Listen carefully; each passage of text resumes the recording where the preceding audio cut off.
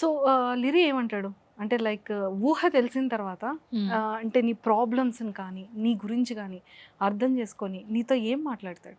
అసలు మేము ఒక అక్క తమ్ముడు ఫాదర్ మదర్ ఉంటారు కదా, అలా ఉంటాం. వాడు నాకు డాడీ లాగా చేస్తాడు. అప్పుడప్పుడు కోపగించుకొని ఫోన్ చేయడు. అప్పుడు నేను ఫోన్ చేసి, ఎక్కువ ఉండను కదా అక్క, నేను షూట్స్కి తిరుగుతూ ఉంటాను. డాడీ నాకు రోజుకి 3 times కాల్ చేయాలి, నేను మాట్లాడతాను 3 times. ఒకటి స్కూల్కి వెళ్ళేటప్పుడు, వచ్చిన తర్వాత ఒకటి, పడుకునేటప్పుడు ఒకటి.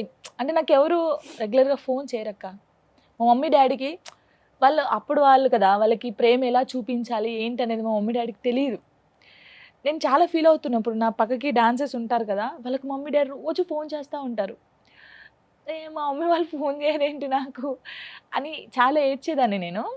నాకు ఫోన్ చేయి డాడీ రోజు అంటే, స్కూల్కి వెళ్ళేటప్పుడు చేస్తాడు, వచ్చిన తర్వాత చేస్తాడు, పడుకునేటప్పుడు చేస్తాడు. అప్పుడప్పుడు చేయలేదనుకో, నేను ఫోన్ చేసి ఏడుస్తాను. ఏంది లిరయ్య, నాకు ఉంది నువ్వే కదా చేయట్లేదంటే, చేస్తానమ్మా ఎందుకు చేయను, మర్చిపోయాను ఇలా అంటాడు. కానీ నేను ఏడుస్తాను అనుకో, పట్టేసుకుంటాడు అక్క నన్ను.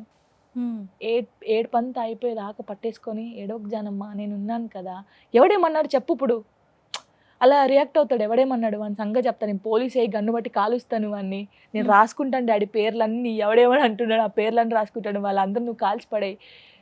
చాలా ధైర్యం ఇస్తారు లిరి నాకు, నేనున్నాను కదా. ఏమంటాడు తెలుసా, లిరి పెళ్లి చేసుకొని వెళ్ళిపోతావు కదరా, నన్ను వదిలేస్తావు కదరా అని అంటే, నువ్వు అట్లా అంటే నేను పెళ్ళే చేసుకోను అంటాడు. సీరియస్గా అక్క వాడు, నేను అసలు పెళ్ళే చేసుకోను అలా అంటే, నాకు పెళ్ళొద్దేమొద్దు అంటాడు. ఇప్పుడు ఎంత ఏజ్? వానికి ఇప్పుడు 10 years అక్క. 10 years 5th class వాడు. 5th class చదువుతున్నాడు.